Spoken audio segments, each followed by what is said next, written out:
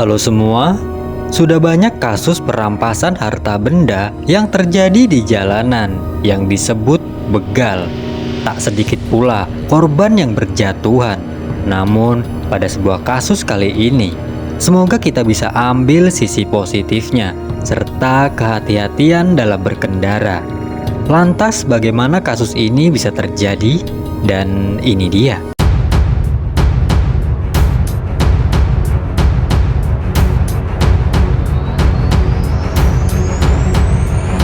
Maraknya aksi kejahatan demi menguasai harta benda yang bukan haknya disebut dengan sebutan begal. Kelompok begal ini cenderung tak memikirkan kondisi korbannya, entah orang tua, entah ibu-ibu, entah bapak-bapak, ataupun kalangan remaja. Semua bisa menjadi korban. Pria ini bernama Murtede alias Amak Sinta, usia 34 tahun. Murtede alias Amak Sinta tinggal di Kecamatan Praia Timur, Kabupaten Lombok Tengah, Nusa Tenggara Barat. Diketahui Amak Sinta sudah berkeluarga dan memiliki anak. Dalam kesehariannya, Amak Sinta bekerja sebagai petani tembakau. Pria yang tampak biasa-biasa saja ini sempat menjadi pusat perhatian. Bukan saja masyarakat Lombok Tengah, namun seluruh Indonesia. Lantas, mengapa ia bisa menjadi pusat perhatian seluruh masyarakat Indonesia? Pada tahun 2022 silam, tepatnya pada tanggal 10 April kurang lebih pukul 1 dini hari, Amak Sinta yang belum tidur berangkat ke rumah sakit. Diketahui pada saat itu, ibu Amak Sinta sedang dirawat inap di rumah sakit. Pada saat itu, Amak Sinta membawa beberapa makanan dan tak lupa membawa air putih. Diketahui makanan itu untuk sahur keluarga yang menunggu ibu Amak Sinta. Ketika makanan sudah siap, semua siap, Amak Sinta memulai memanaskan motor metik kesayangannya yang berwarna merah. Tak lama, Amak Sinta berangkat sendirian, memacu motor metiknya.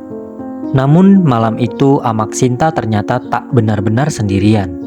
Amak Sinta menyadari dirinya tengah dibuntuti dua sepeda motor yang masing-masing berpenumpang.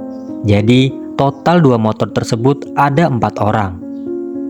Tak menaruh kecurigaan awalnya, Amak Sinta masih terus memacu motor metiknya yang berwarna merah.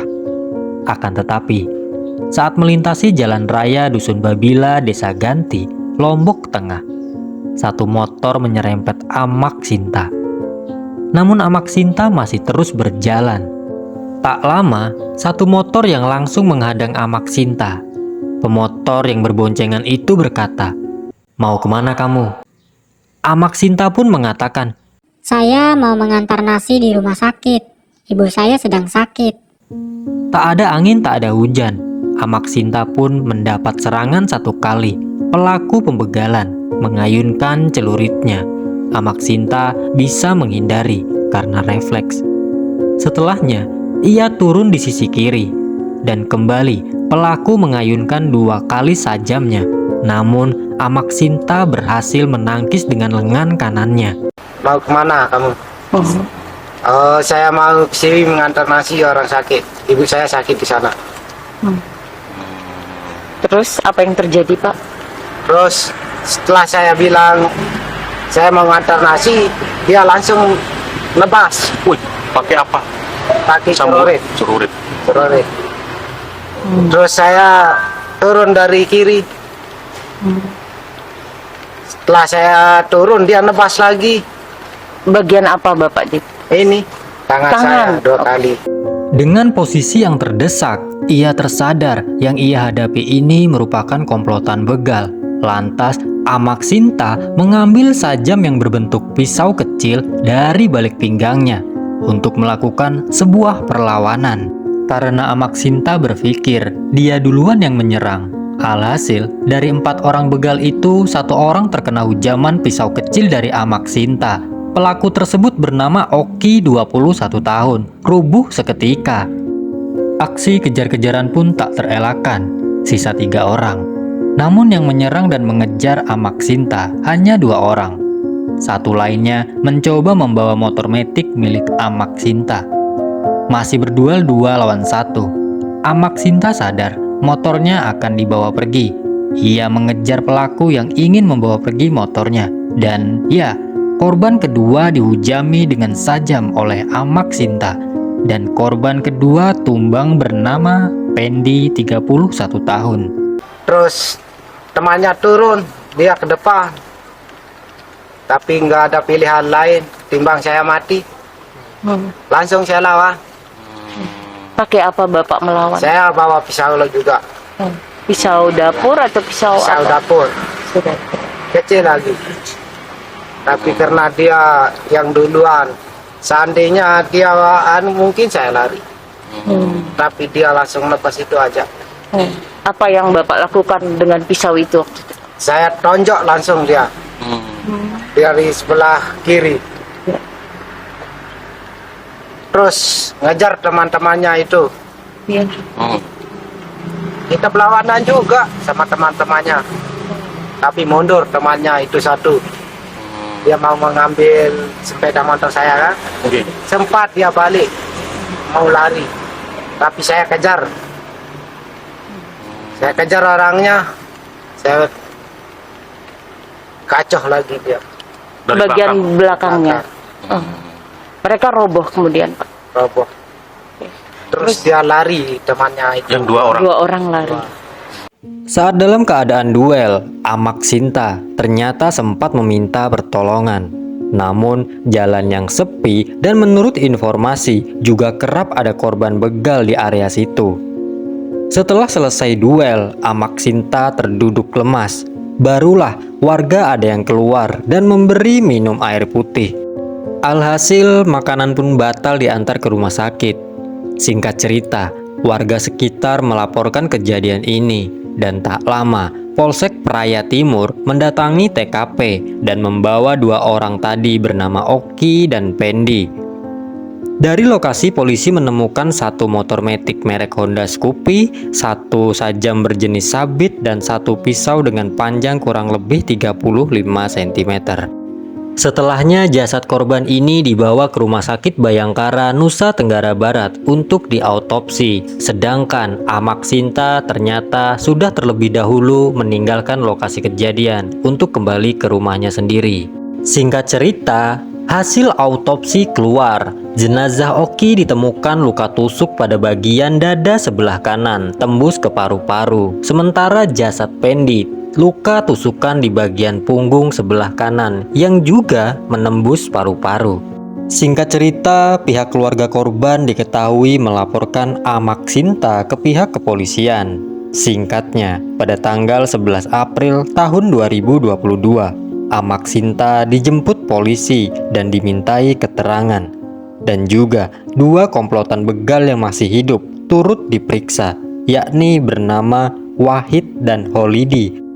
Selang waktu berjalan, tepatnya pada tanggal 12 April tahun 2022, Amak Sinta ditetapkan sebagai tersangka. Amak Sinta yang menjadi korban begal dikenai pasal 338 KUHP, menghilangkan nyawa seseorang melanggar hukum, dan pasal 351 KUHP ayat 3, melakukan penganiayaan mengakibatkan hilangnya nyawa seseorang. Sedangkan 2 pembegal yang masih hidup, Wahid dan Holidi, turut menjadi tersangka. Keduanya dijerat dengan pasal tindak pidana pencurian dan pemberatan. Ketiganya ditahan di Polres Lombok Tengah. Tanggal 13 April tahun 2022, keputusan Polres Lombok Tengah yang menjadikan Amak Sinta sebagai tersangka rupanya mendapat reaksi penolakan sehari setelah Amak Sinta ditetapkan sebagai tersangka. Kasus ini pun viral di mana-mana. Bahkan warga meminta Amak Sinta dibebaskan karena Amak Sinta hanya membela diri dari ancaman kejahatan.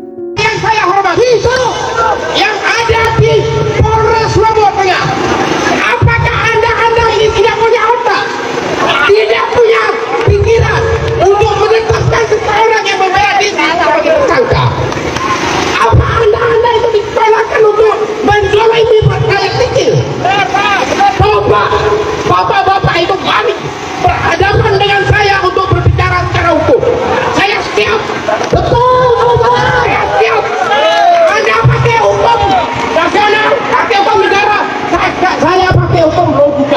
Singkat cerita, kasus ini pun diambil alih oleh pihak Polda Nusa Tenggara Barat setelah meminta masukan serta saran pihak kejaksaan, tokoh masyarakat, dan agama.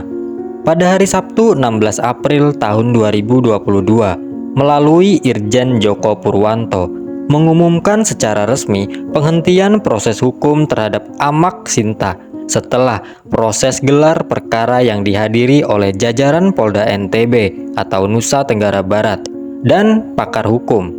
Status tersangka Amak Sinta pun gugur alias bebas.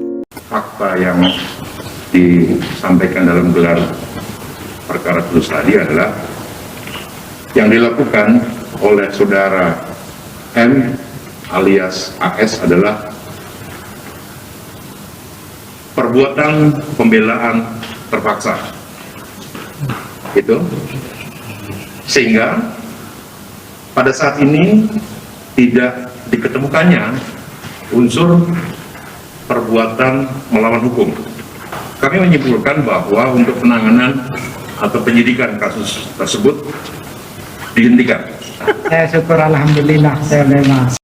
Dan kini proses hukum berfokus kepada dua pembegal yang masih hidup, yakni Wahid dan Holidi.